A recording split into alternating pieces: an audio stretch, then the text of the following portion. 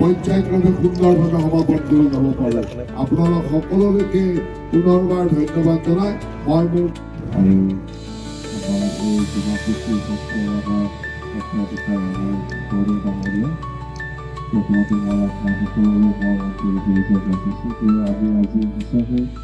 জিলাৰ সেই আমাৰ লাইলামপাৰা অঞ্চলত যিটো আমাৰ চিট ফাৰ্ম আছিলে পুৰণা চিট ফাৰ্ম তাতে আমি স্পৰ্টছ একাডেমি আমি ফাউণ্ডেশ্যন কৰিছোঁ। ইয়াৰ পিছত নেক্সট প্ৰগ্ৰাম যিটো হৈছে এইটো হ'ল আন্দেৰঘাট খৈৰাবাৰী ডিমাকুছী ৰাস্তা। এইটো খুব ভাল ৰাস্তা আমি ধৰিব পাৰিছোঁ বা চেঞ্চাৰে আমাক দিছে আছাম মালা আণ্ডাৰত। তাৰ কাৰণে মই ধন্যবাদ দিছোঁ ডক্টৰ হিমন্ত বিশ্ব শৰ্মা ডাঙৰীয়া যে এই ৰাস্তা হোৱাৰ লগে লগে আমাৰ এই ডিমাকুছী বা খৈৰাবাৰী বা আমাৰ আন্দেৰঘাটৰ হৈ যোৱা যিটো গুৱাহাটী শ্বৰ্টকাট ৰাস্তা এইটো বহুত উপকাৰ হ'ব আমাৰ এইখিনি ৰাজ্যৰ কাৰণে। আৰু নেক্সট প্ৰগ্ৰাম আমাৰ সেইফালে সুখৰায়ত আছে, ইয়াৰ পিছত তামোলপুৰত দুটা আছে। মুঠতে আছাম মালা আণ্ডাৰত আমি আজি 4টা ৰাস্তা ফাউণ্ডেশ্যন কৰিম। পইচাটো ইয়াতে লিখা আছে, ইয়াত কিমান আছে 94 crore ইয়াত।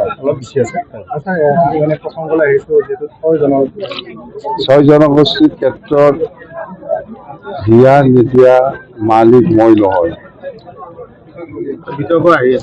বিতৰ্কটো হ'ব, এইটোতো আছুহে আনিছে। নাই নাই সেইটো যিটো হ'ল গভৰ্ণৰ ডাঙৰীয়াৰ এইটো নটিফিকেশ্যনৰ হয়তো কিছু কাৰেকশ্যন কৰিব লগা নিশ্চয় থাকিব।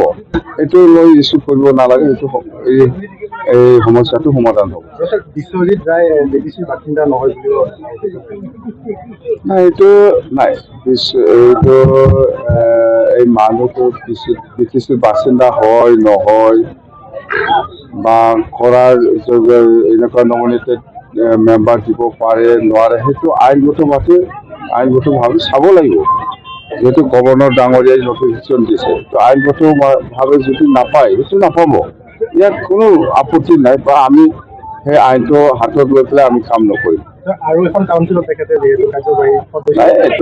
সেইটোৱে কৈছোঁ আমি নিয়ম মতে আইনগতভাৱে সি যদি নাপায়, কোনোবাই যদি নাপায় সেইটো আইনী ব্যৱস্থা দি এইটো কেঞ্চেল কৰা হ'ব। ভুল নহয়, নটিফিকেশ্যন কাৰেকশ্যনৰ দৰকাৰ আছে মই যিমানটো জানো। নিৰ্বাচন আমাৰ ৰেডি, জানুৱাৰীৰ পৰা আমি ওলাম। কেইটা চিট নহয় NDA হিচাপে খেলিব দেই। কিছুদিন আগতে প্ৰমোদ বড়ো চৰকাৰৰ দিনত তৃতীয় আৰু চতুৰ্থ বৰ্গৰ নিযুক্তি পৰীক্ষা হৈছিলে, তাৰ ফলাফলটো আপোনাৰ দিনত ওলাবনে? নাই সেইটো আমি মেৰিট বেচিছত আমাৰ ভেৰিফিকেশ্যন হৈ আছে। মেৰিট বেচিছত পাব চাকৰিটো, আৰু যদি নতুন ইণ্টাৰভিউ দিব লাগে আমি নতুন ইণ্টাৰভিউ দিম, মেৰিট বেচিছত পাব। কথা স্পষ্ট।